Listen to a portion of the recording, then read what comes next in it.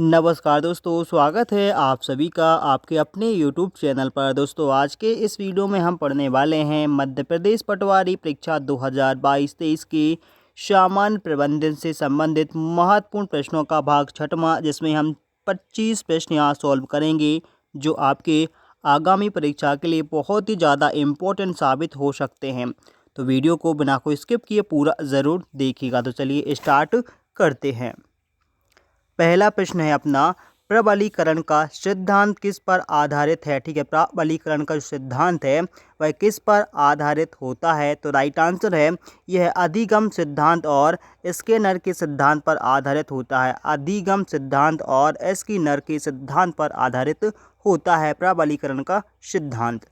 Next, किस स्तर के प्रबंधक विभागीय उद्देश्यों के लिए चिंतित होते हैं। किस स्तर के प्रबंधक हैं जो विभागीय उद्देश्यों के लिए चिंतित होते हैं। तो वह होते हैं मध्य स्तरीय जो प्रबंधक होते हैं वह विभागीय उद्देश्यों के लिए चिंतित होते हैं, मध्य स्तरीय के। ठीक है, अगला प्रश्न यहाँ पर है कि वे निर्माता जो सभी बाजार में एक साथ पहुंचना पसंद नहीं करते, वे विपणन की कौन सी नीति का अनुसरण करते हैं। वे निर्माता जो सभी बाजार में एक साथ पहुंचना पसंद नहीं करते, वे विपणन की कौन सी नीति का अनुसरण करते हैं।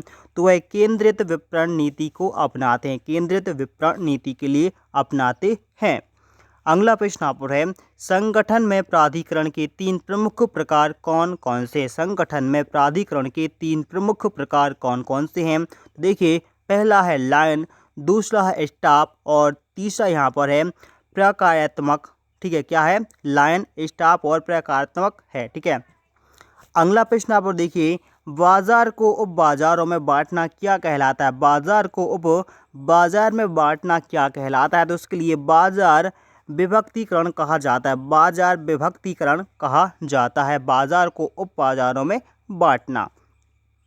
अगला प्रश्न, विज्ञापन रणनीति किस प्रबंधन का हिस्सा है। विज्ञापन रणनीति किस प्रबंधन का हिस्सा होता है। तो वह बिक्री प्रबंधन का हिस्सा होता है। ठीक है, जो विज्ञापन किया जाता है तो वह किसका होता है, बिक्री के लिए विज्ञापन किया जाता है। अगला प्रश्न आप देखिए, लाभांश क्या है। लाभांश किसके लिए कहा जाता है। तो यहाँ वह धनराशि जो लाभ से नियमित रूप से कंपनी के शेयर धारकों को नकद या शेयर के रूप में भुगतान की जाती है, उसके लिए लाभांश कहा जाता है। अगला प्रश्न देखिए, मनुष्य का व्यवहार सीखी हुई प्रेरणाओं से प्रभावित रहता है, इस मान्यता पर आधारित कौन सा मॉडल है। इस मान्यता पर जो आधारित मॉडल है वह कौन सा है। तो राइट आंसर इसका है यहाँ पर पेवलोनियन मॉडल है। कौन सा है, पेवलोनियन मॉडल आधारित। अगला प्रश्न अपना है यहाँ पर कि तुलन पत्र, जिसे हम बैलेंस शीट भी कहते हैं, इसका लेखांकन समीकरण क्या होता है। बैलेंस शीट का लेखांकन समीकरण क्या होता है। देखिए, परिसंपत्ति बराबर देनदारियां प्लस पूंजी होता है किसका, बैलेंस शीट का लेखांकन समीकरण। अगला प्रश्न आप है कि वे लेन देन जिनका लेखा अन्य किसी वही में नहीं होता, उसका लेखा कहाँ पर होता है। जौन लेन देन का लेखा किसी बही में नहीं होता तो उसका जो लेखा होता है या वह कहाँ पर लिखी जाती है। तो यह मुख्य जर्नल में लिखी जाती है, मुख्य जर्नल में इसका लेखा होता है। अगला प्रश्न आप देखिए कि शक्ति का एक ही केंद्र में स्थापित होना क्या कहलाता है। शक्ति का एक ही केंद्र में स्थापित होना क्या कहलाता है। तो उसके लिए केंद्रीकरण कहते हैं। केंद्रीकरण किसे कहते हैं, शक्ति का एक ही केंद्र में स्थापित होना केंद्रीकरण कहलाता है। अगला प्रश्न आप है कि ESOP का फुल फॉर्म क्या होता है। ESOP का फुल फॉर्म होता है एम्प्लॉई स्टॉक ऑप्शन प्लान। ठीक है, किसका, ESOP का फुल फॉर्म होता है। अगला प्रश्न आप देखिए, चेक क्या है। जो चेक हम देते हैं वह क्या है, उसके लिए क्या कहा जाता है। तो चेक एक विनिमय पत्र कहलाता है। चेक क्या कहलाता है, एक विनिमय पत्र कहलाता है। अगला प्रश्न आप है कि वस्तु की प्रकृति विपणन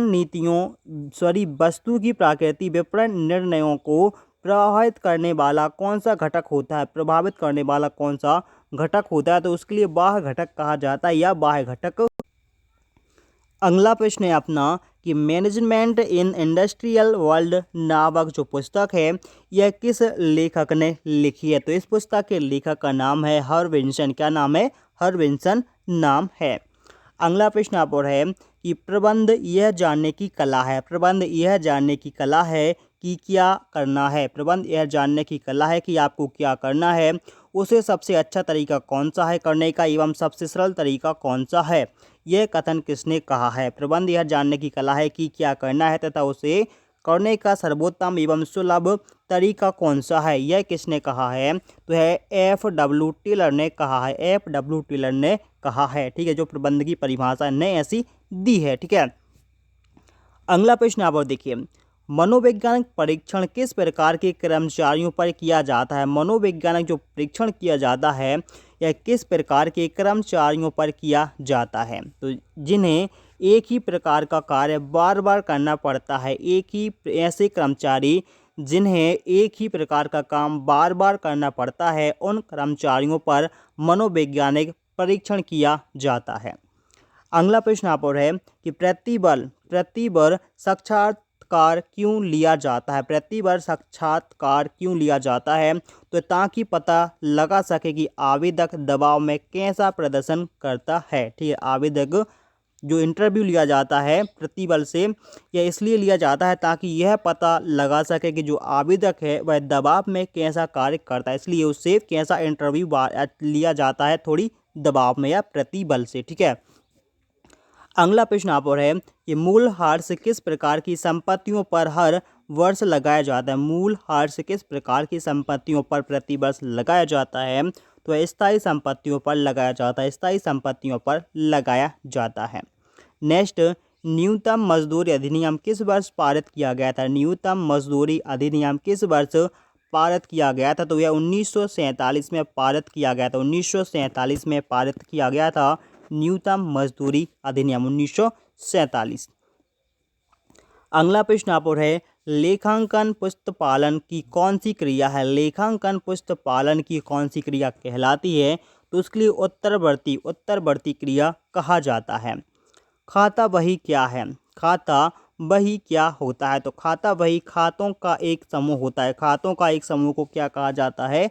खाता बही कहा जाता है। ठीक है, अगला प्रश्न आप और है कि बंदरगाह श्रमिक रोजगार अधिनियम पारित किया गया था। कब पारित किया गया था? तो यह 1948 में पारित किया गया था। बंदरगाह श्रमिक रोजगार अधिनियम वर्ष 1948 में पारित किया गया था। अगला प्रश्न आप और है कि कार्य संबंधी ज्ञान व कौशल विकास करना कर्मचारियों की कार्य क्षमता में वृद्धि करना है। यह किसका उद्देश्य होता है? कार्य संबंधी ज्ञान व कौशल विकास करना कर्मचारियों की कार्य क्षमता में वृद्धि करना किसका उद्देश्य होता है? तो वह प्रशिक्षण का उद्देश्य होता है। जो कर्मचारियों का प्रशिक्षण या ट्रेनिंग दी जाती है, इसका उद्देश्य केवल होता है कि जो कर्मचारी होते हैं उनको ज्ञान और कौशल में विकास करना किसका कार्य होता है? यह प्रशिक्षण या ट्रेनिंग का कार्य या उद्देश्य होता है। तो दोस्तों, इसी के साथ आज का हमारा यह वीडियो यहीं होता है समाप्त। वीडियो आपको कैसा लगा कमेंट करके हमें ज़रूर बताएं। और जिन लोगों ने अभी तक चैनल सब्सक्राइब नहीं किया है तो प्लीज़ चैनल को सब्सक्राइब ज़रूर करें ताकि आने वाले सभी वीडियो का नोटिफिकेशन आप तक आसानी से प्राप्त हो सके। चलिए मिलते हैं नेक्स्ट वीडियो में, तब तक के लिए दोस्तों बाय।